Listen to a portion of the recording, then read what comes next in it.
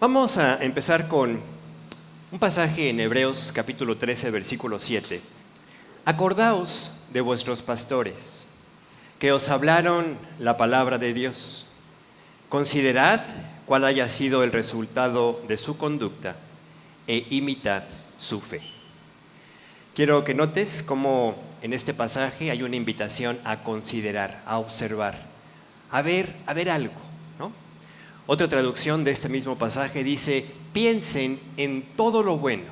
Así, piensen en todo lo bueno que haya resultado de su vida y sigan el ejemplo de su fe. Sin duda es una invitación que podemos así tomar de la palabra y entender que tiene dos partes bien prácticas. La primera parte, a considerar, ¿no?, el resultado de una conducta, el resultado de una forma de vivir. Y después, segundo aspecto, a imitar, a seguir el ejemplo, a seguir la fe. Ahora, este pasaje me encanta porque menciona o habla de dos conceptos, conducta y fe. Y dentro de la palabra de Dios, y más ahora que estamos así paseándonos por este hermoso tema de la amistad, ¿no?, esa amistad con Dios, en la Biblia tenemos un contundente ejemplo al que sin duda podemos voltear y considerar. El ejemplo del patriarca Abraham. Dice la Biblia que Abraham es llamado por Dios uno de sus amigos. Y además también en el libro de Hebreos es un creyente que Dios también menciona dentro de los héroes de la fe. Pero fíjense cómo Dios se expresa de este creyente en Isaías 41:8. Pero tú, Israel, siervo mío eres tú, Jacob, a quien yo escogí. Descendencia de Abraham, mi amigo. Descendencia de Abraham, mi amigo. A diferencia de los ejemplos de amistad que contemplamos la semana pasada, Ruth, David, Jonatán, donde vimos la amistad, cómo responde, guiada por Dios, alimentada por esa relación con Dios hacia su semejante, hacia sus amigos. En el caso de Abraham vamos a ver otro aspecto. Vamos a ver cómo su conducta fue en respuesta hacia Dios mismo. Con Ruth vimos su respuesta a Noemí, con Jonatán y David la respuesta entre ambos y su descendencia. Pero ahora Dios dice, ahora vamos a concentrarnos en tu conducta hacia Dios, ¿sí? Porque es la manera en la que Abraham se condujo con Dios, por lo cual Dios puede al final decirnos, este es mi amigo. O sea, se comporta como mi amigo. Hay una palabra clave en esta enseñanza y sin duda es conducta. Creo que todos la entendemos. Pero, por ejemplo, en la Biblia, la palabra conducta está relacionada con la forma de vivir. ¿Cómo estamos viviendo? Esto incluye el para qué estamos viviendo. También la palabra conducta significa así tu manera de vivir, ¿sí? Ahora, si nos vamos a la definición de diccionario, dice en el diccionario de la Real Academia Española que la conducta son el conjunto de acciones, ¿sí?, con las que un ser vivo responde a una situación. Cuando leí esta definición de diccionario, entonces enseguida me vino a la mente mi perro. Pero es para explicarte. Yo tengo un perro y cuando me ve caminar hacia la cocina y es cerca de la hora de la comida, empieza a dar vueltas como desesperado, ¿no? Empieza a saltar, me empieza a aventar con sus patitas hacia donde está guardado el alimento, porque está respondiendo a una situación que se llama hora de la comida o tengo hambre, ¿no? De la misma manera, todos los que visitan mi casa saben que suena el timbre y se pone a ladrar como desesperado. Se abre la puerta del zaguán, escucha el ruido y lo mismo, porque responde a la situación, alguien llegó. Ahora, todos tenemos este tipo de conductas. Sí, ya sé, me vas a decir, yo no salto para que me den de comer, ¿no? Pero si somos honestos, por ejemplo, hay algunos que nos ponemos de malas si es la hora de comer y no te dan de comer. Otros se desesperan. Otros se ponen de malas y se desesperan, ¿no? Y tenemos diferentes conductas. Tenemos conductas con las que respondemos a las diferentes situaciones que vivimos. En el ambiente secular, por ejemplo, si tu jefe te pide algo que sabes que te va a llevar más allá de tu hora de salida, se desata una conducta. En lo familiar, si ves que tu hijo de repente lo volteas a ver y ya trae en el pantalón nuevecito, en el que le acabas de comprar, ¿no? Ya trae un hoyo en la rodilla, se desata una conducta. Con los jóvenes, cuando tus papás te llaman y te dicen, oye, creo que hay responsabilidades que no estás atendiendo, se desata una conducta. En la vida familiar así, de pareja, esposo y esposo, tu esposo te llama por teléfono, te dice, ¿sabes qué? No voy a poder llegar a tiempo para el compromiso que tenía contigo porque surgió un imprevisto, se manifiesta una conducta, ¿sí? Las conductas son esa respuesta inmediata, casi intuitiva, que manifiesta algo, manifiesta quién dirige nuestra vida, manifiesta quién está en el control de ella. Ahora, por eso la palabra de Dios nos dice que cuando una persona, y ahí estuve yo un día, y muchos de ustedes también, cuando no conocíamos a Dios, nuestra conducta, todas ellas, eran dominadas por nuestro yo. Yo mando, yo domino, yo respondo a mi manera. Pero cuando vienes a Cristo, cuando Cristo entra a tu corazón porque le abres la puerta de tu vida, entonces Él te da una nueva capacidad para responder a las situaciones. El cristiano tiene una nueva naturaleza y esa nueva naturaleza es la que puede conducta, de una manera diferente.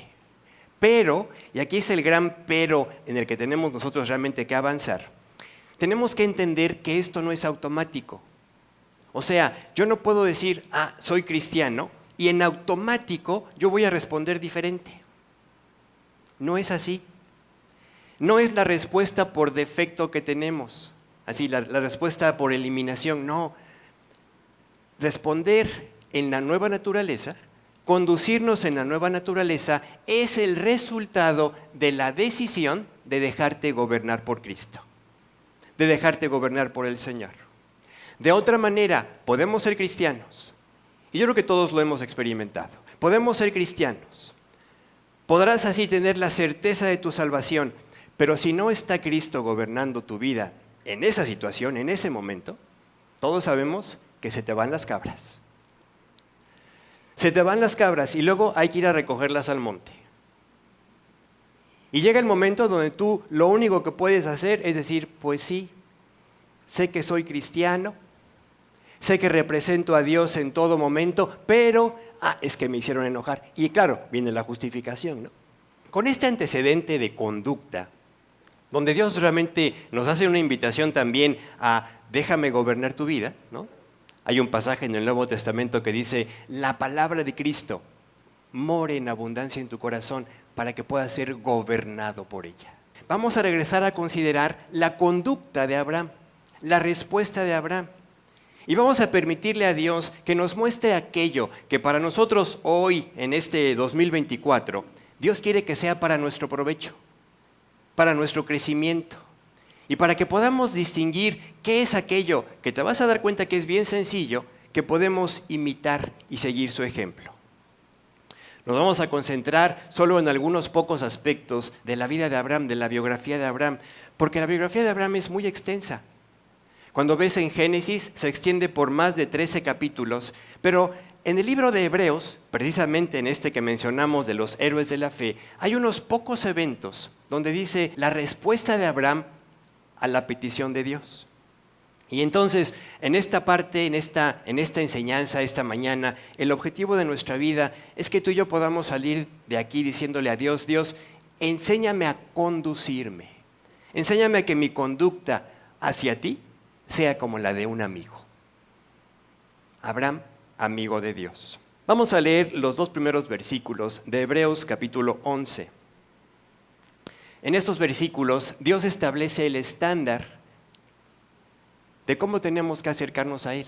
Establece el estándar que Él espera de todos los que quieren agradarle o queremos agradarle. Dice el pasaje, es pues la fe, la certeza de lo que se espera, la convicción de lo que no se ve, porque por ella alcanzaron buen testimonio los antiguos. Fíjate qué sencillo. Dice Dios por la fe, por creerle a Él, por poner su confianza únicamente en Dios. Es la condición por la que los creyentes de la Biblia alcanzaron un buen testimonio. La fe se resalta en toda la Escritura, no como una forma de agradar a Dios, sino como la única forma. No podemos agradar a Dios de otra forma si no es por la fe. Dios aprueba y reconoce a las personas que ponen su fe en Cristo, su fe en Dios. Otro pasaje en el mismo capítulo de Hebreos dice, sin fe es imposible agradar a Dios, porque a la fe agrada a Dios. Y también dice más adelante, y todo lo que no proviene de fe es pecado. Así que también es un buen momento para entender cuáles son los obstáculos o cuáles son los peores enemigos de la fe. Si yo te preguntara, ¿cuál crees que sea el peor enemigo de la fe? ¿Qué viene a tu mente? Vamos a ver la respuesta de Dios. Fíjate lo que dice Habacuc 2:4. Este pasaje contrasta la fe y el mayor obstáculo o el mayor enemigo de la fe. Dice, he aquí aquel cuya alma no es recta, se enorgullece, orgullo. Mas el justo por la fe vivirá. El justo por su fe vivirá. El orgullo fue el pecado inicial en el corazón de Lucero. Lucero, ese ser creado, el de mayor jerarquía en la creación angelical, pero que un día, dice la palabra de Dios, se enalteció, se enorgulleció, y en ese orgullo se rebeló contra Dios. El orgullo nació en el corazón de Satanás, y cuando el hombre pecó, Adán y Eva pecaron, ese orgullo vino a formar parte de su naturaleza pecaminosa, una naturaleza que tú y yo heredamos. Por eso es que el orgullo es una de las manifestaciones más comunes y más dañinas de nuestra antigua naturaleza, porque aún como creyentes seguimos teniendo esa antigua naturaleza pecaminosa, que muchas veces es dominada por el orgullo. Ahora, el orgullo, por ejemplo, es la principal razón por la que las personas que aún no conocen a Cristo no vienen a Él. ¿Por qué? Porque el orgullo les dice, hay otra manera. Porque para poder venir a Cristo, tú tienes que reconocer algo, tienes que reconocer, estoy mal. Yo, cuando fui a Cristo, le tuve que pedir perdón por mi vida y decirle, Dios, te necesito, estoy mal. Pero si tú no vas a Cristo con esta humildad, haciendo a un lado el orgullo, Dios no puede salvarte, Dios no puede cambiarte. Pero cuando llegas reconociendo, ya lo intenté, nada ha funcionado, yo no puedo hacer nada por mí mismo, es entonces cuando Dios dice, a ti sí te puedo salvar. Al que hace a un lado al orgullo. Porque esa es la persona que Dios está buscando. ¿Que no busca a todos? Sí busca a todos, pero el orgullo, vamos a decirlo así, es como un camuflaje, ¿no? Con el cual nos pretendemos esconder de Dios. Cuando tú te deshaces del orgullo, Dios dice, ahora sí puedes venir, ahora sí te puedo salvar. Fíjate lo que expresa Job 33:27. Dice, habla de Dios, Él mira sobre los hombres. O sea, como para que nos lo podamos imaginar, Dios está observando, te está buscando. Él mira sobre los hombres, y el que dijere, pequé, fallé, pervertí lo recto y no me ha aprovechado. Esa es la condición de la persona que Dios puede decirle, ven, te voy a salvar. Es la persona que quiere realmente ser cambiado y que entiende, yo no pude serlo, yo no puedo cambiarme por mí mismo. Ahora, quiero que notes, la oferta de Dios es bien clara. La oferta de Dios es, te ofrezco, 1, ser perdonado. 2, vida nueva. Cuando Dios hace esta oferta, ¿no? Imagínate, un nuevo comienzo. Una vida, a la luz de la enseñanza que estamos viendo, una vida que puede tener una nueva conducta. Una conducta que le puede decir no al pecado. ¿Qué es el pecado? Lo que nos daña. lo que nos mata, lo que nos separa de Dios. Y la persona que está dispuesta a decirle a Dios, Dios, yo quiero eso, es la que está dispuesta a decirle a Dios en la misma frase, en la misma secuencia, Dios, yo pequé y nada me ha aprovechado. Cuando Dios escucha esto en el corazón, ve la respuesta de Dios. Versículo 28. Dios redimirá su alma para que no pase al sepulcro. Dios dice que nuestra alma es eterna y la persona que le entrega su vida puede ser rescatada. Por eso dice el pasaje, redime su alma, la compra con la sangre de Cristo. Pero la parte final de este versículo es impresionante. Dice, y su vida se verá en luz. Su vida se verá en luz. Qué promesa de Dios, ¿no? Qué promesa de Dios que Él fue el único que nos pudo sacar de las tinieblas, de la oscuridad de nuestra vida. El único que hoy te puede sacar del dominio del pecado, de la conducta equivocada y llevarte a la luz de Jesús. Jesús dijo, yo soy la luz del mundo. Jesús es la luz que salva. Pero para recibir esto hay que hacer a un lado, ¿qué? El orgullo.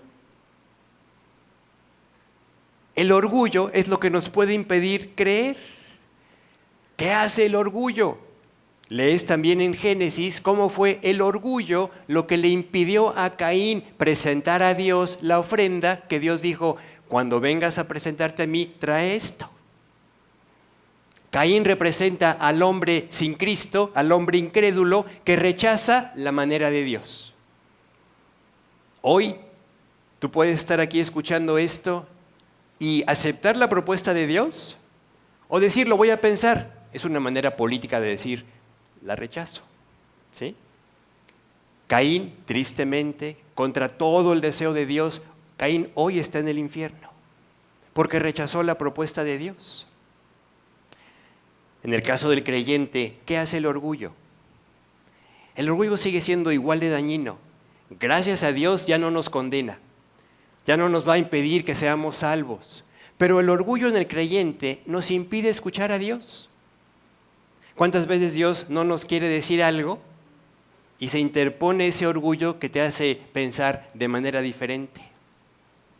El orgullo, por ejemplo, es el que entre los creyentes nos lleva a pensar que podemos tomar un lugar por encima de los demás y que podemos ser jueces en lugar de ser compañeros. Piensa en Pedro. Señor, yo estoy dispuesto a morir por ti. Yo no sé qué hagan esta bola de cobardes, ¿no? Yo creo que ni se merecen ser llamados tus discípulos. Yo no me fío. Pero tú y yo, Señor, la hacemos. Eso es lo que hace el orgullo. El orgullo nos pone en un lugar que no nos corresponde. En la semana, durante mi lectura estuve pasando por estos pasajes donde Dios lleva a Israel a la tierra prometida a través del desierto. Y tú ves el terrible daño que produjo el orgullo en sus vidas. El terrible daño que produjo el orgullo en sus relaciones, en la congregación. Por ejemplo, pasé por la rebelión de Coré. Y te das cuenta cómo los que debían amarse más, los que debían protegerse más, son de aquellos que se levantaban contra el liderazgo de Dios. Y Coré, que eran familiares en segundo o tercer grado de Moisés, son los que se levantan y le dicen a Moisés, basta ya de ustedes, ¿no? Estamos hartos. Toda la congregación es santa, toda la congregación puede seguir a Dios sin ustedes. Y te das cuenta cómo la crítica puede ocultarse atrás de un aparente deseo de servicio. También la crítica puede ocultarse atrás de una aparente búsqueda de que las cosas sean así. Es que es para Dios, eso tiene que ser excelente. Tú me podrás decir, oye, ¿qué para Dios no es solo lo mejor? Sí. Pero ¿sabes cuál es el problema con esto? Que cuando lo hacemos en el orgullo, nos autorizamos para decir, yo decido quién sirve y quién no, quién lo hace bien y quién no. Piensa en María. Un día María y Aarón, los hermanos de Moisés, platican entre ellos. A Moisés se le fueron los pies. ¿Cómo se fue a casar con una mujer cusita? Dice el pasaje, ¿no? Es el líder. Es la persona que Dios eligió para sacarnos de Egipto. Y dice la Biblia, Moisés no dijo nada, pero dice la Biblia, lo escuchó Dios y los llamó a cuentas. ¿Te das cuenta el peligro del orgullo? Ahora, el argumento era el argumento era muy bueno. O sea, en un sentido tenían razón. Tú lees, por ejemplo, como Abraham, otra vez, es un ejemplo donde él cuidó que su hijo Isaac tomara mujer dentro de su parentela, no dentro de las personas de Canaán. ¿Sí? Uno podría decir, en esa línea de pensamiento, sí, a Moisés se equivocó en esto. Pero tú no encuentras un solo pasaje en la Biblia donde Dios le reclame a Moisés este asunto. Y entonces, si Dios no le dice nada, ¿sí? Si no es Dios quien juzga, ¿quién soy yo para juzgar? Pero el argumento era, no, le falló. Una mujer extranjera y además morenaza, ¿no? Pero el punto aquí importante es, vean cómo el espíritu crítico está ahí escondido en cada uno de nosotros. Todos tenemos un poquito de esto o a veces un muchito de esto. El espíritu crítico es algo que está así propiciado o procurado por el orgullo. A veces el argumento es que tengo razón. Sí, María y Aarón tenían razón. Lo que Dios juzgó fue el orgullo atrás del espíritu crítico. Porque el pecado del orgullo, el pecado de la crítica, siempre roba la bendición de Dios. O sea, donde debía haber unidad, Aarón, María, Moisés, Coré, Datán, Abiram, tenían que estar unidos. Y los graves problemas que surgieron de dentro. Muchas amistades en nuestro tiempo, en nuestra iglesia, pueden ser afectadas o han sido afectadas por el orgullo, por la crítica. Por eso aquí lo importante no es si tienes razón o no tienes razón, sino qué motiva, cuál es el motor que te está llevando a la crítica. Y Dios dice, es orgullo. Vamos a regresar a Abraham. Abraham dice, Hebreos 11:8, por la fe Abraham, siendo llamado, obedeció para salir al lugar que había de recibir como herencia y salió sin saber a dónde iba. Me gusta mucho cómo Dios siempre cuando nos habla, lo hace de manera sencilla. La palabra de Dios no es complicada. La hacemos complicada cuando no queremos escuchar. Los principios que hombres y mujeres de Dios en la Biblia siguieron fueron principios sencillos. Por ejemplo, aquí Dios dice, Abraham, Dios lo llama, Abraham obedece. La obediencia es sencilla. La obediencia es fácil. Te voy a poner un ejemplo. Si tu esposo te dice, oye, por favor, cancela todo lo que tienes hoy en la tarde-noche porque te voy a llevar a cenar a tu restaurante favorito. ¿A poco no es bien fácil obedecer al esposo? ¿A poco no es bien fácil obedecer el pasaje de la Biblia que dice, esposas sujetas a sus maridos como al Señor? ¿A poco no es bien fácil obedecer? Hijo, prepárate porque te voy a llevar a comprar lo que me has estado pidiendo por tanto tiempo. Ahorita me preparo, ¿no? Es bien fácil obedecer. Pero ¿qué pasa cuando el esposo te dice, oye, fíjate que que sea algo correcto, algo justo, algo que realmente a la luz de la palabra, a la luz de la voluntad de Dios sea algo bueno? Pero te dice algo con lo cual tú no estás totalmente de acuerdo, que tú tienes una mejor idea. Entonces surge una lucha, a veces sutil, a veces abierta, y es entonces donde nos damos cuenta que la obediencia ya no es tan sencilla. Donde ya ese pasaje de esposas sujetas a sus esposos como al Señor, ni te acuerdas qué dice, ¿no? Y eso pasa en todas nuestras relaciones, padres con hijos, ¿no? Discípulos y maestros, pastor y colaboradores, en todas nuestras relaciones, cuando estamos de acuerdo con lo que nos piden, vamos, qué buena idea tuviste, ¿no? Pero cuando no estás de acuerdo, no, yo creo que aquí en este asunto sí le falló a Arturo, ¿no? El punto es, ¿estamos obedeciendo a Dios o no? ¿Es fácil obedecer a Dios? Fíjate, al punto que quiero llegar, y lo vas a captar muy bien. Cuando Dios nos pide hacer algo, cuando nos invita a la obediencia, nos dice, recuerda la fe. Porque cuando Dios te pide hacer algo que quieres hacer, que coincide con lo que tú has pensado, que está en la misma línea de pensamiento que tú has seguido, ahí no necesitas fe. O sea, es bien fácil obedecer. ¿Cuándo necesitamos fe? ¿Cuándo necesitamos poner nuestra confianza en Dios? Cuando lo que Dios nos pide, ante nuestro punto de vista, ante nuestro razonamiento, no parece lo más lógico, no parece lo mejor, no te encanta.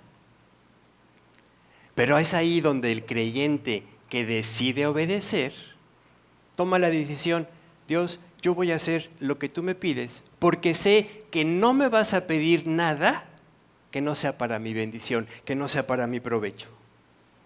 Y el creyente que cree está seguro en Dios, no en la petición. O sea, yo te comparto como creyente, muchas veces he obedecido en situaciones donde no le encuentro pies. Pero Dios sabe más que yo. Y entonces, en este asunto, si ponemos en un plano obediencia y fe, ¿qué es lo primero? La fe. Porque si no tienes fe, no vas a obedecer a menos que te guste, a menos que me convenga, a menos que sea lo que yo pienso. Pero cuando le crees a Dios, por eso va primero la fe, cuando le crees a Dios, entonces tú sabes, Dios nunca me va a pedir nada que no sea lo mejor para mi vida. Hace unos días le pedí a alguien del grupo de alabanza que revisara una letra de una alabanza que según yo estaba mal. Un pequeño detalle, ¿no? O sea, una vocal, para que me entiendas, ¿no? Pasaron los días y me escribe y me dice, ya lo revisé, tenías razón, se corrige. Y yo me quedé pensando, ¿sabes? Yo no tenía ningún argumento de solicitar esa revisión o esa corrección, más que lo que yo escuchaba y lo que yo pensaba que le daba más sentido a la frase de esa alabanza.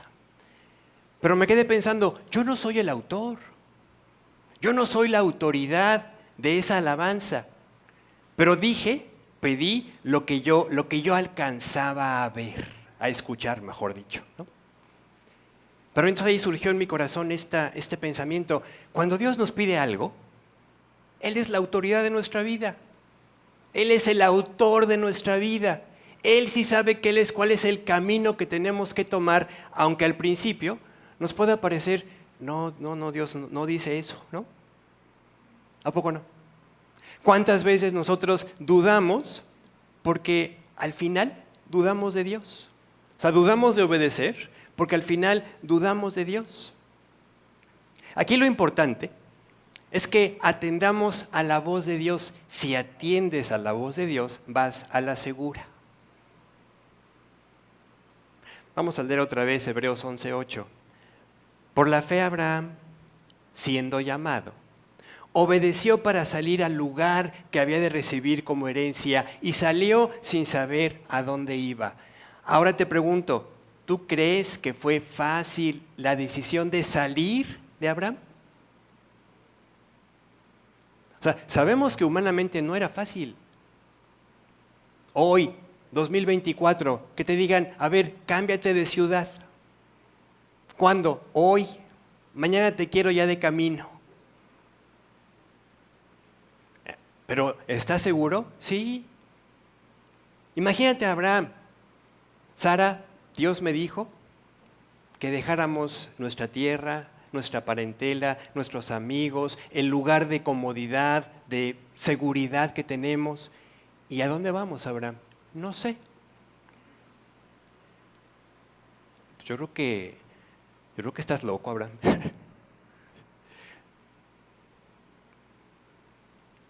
Dios no le dio más detalles, pero sí le dijo, Abraham, sal. Abraham, muévete.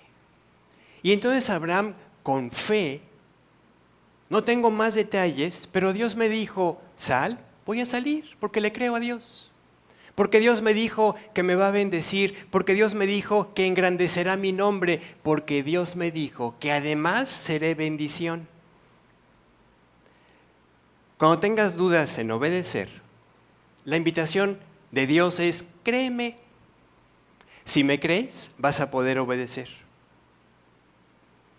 Si hoy tú no conoces a Dios, tú puedes estarte preguntando, ¿obedezco o no obedezco? ¿Acepto la oferta de vida nueva o no la acepto? Pero si le crees a Dios, si crees en la oferta que Él te hace, si crees que Él está aquí hoy a la puerta de tu corazón y te dice, quiero darte una vida nueva, quiero rescatarte de ti mismo, de ti misma, quiero salvarte de tu orgullo, hoy tú tomas una decisión. Le puedes decir a Dios, Dios, ya no quiero ser igual, y aceptar la oferta de Dios. Hoy, como creyente, tú puedes también hoy reconocer, Dios, sí es cierto, mi conducta muchas veces ha manifestado que el que va al mando, que el que está gobernando soy yo. Dios, reconozco que mi conducta no siempre es para obedecer, dócil. Y dile a Dios, Dios, quiero creerte. Quiero creerte que en lo que me pides, no importa la manera en que me lo pidas, no importa que no lo entienda, quiero conducirme como Abraham, tu amigo. Quiero terminar orando contigo que hoy quieres arreglar tu vida delante de Dios.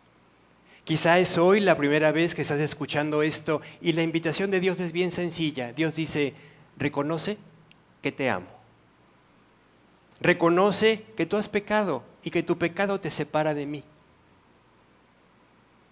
Jesús fue a la cruz para pagar por tus pecados y los míos.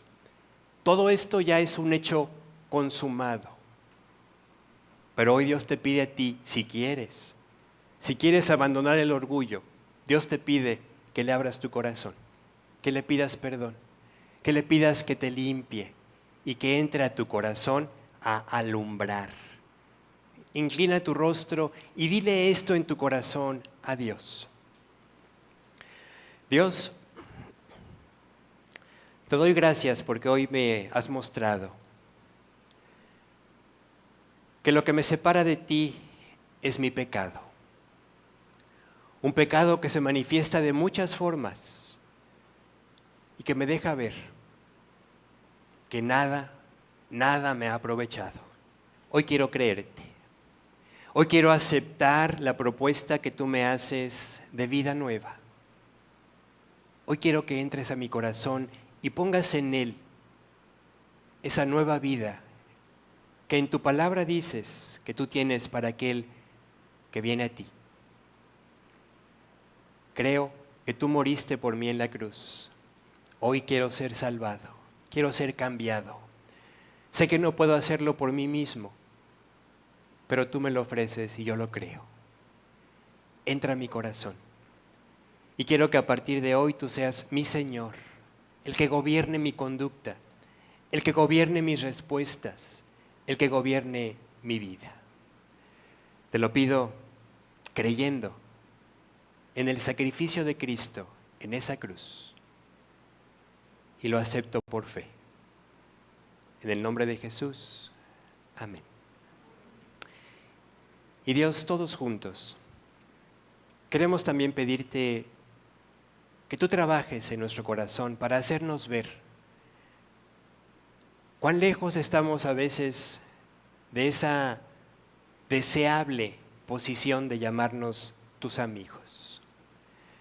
Déjanos ver cómo muchas veces nuestra conducta no es la de un amigo, nuestra conducta hacia ti, hacia lo que tú nos pides.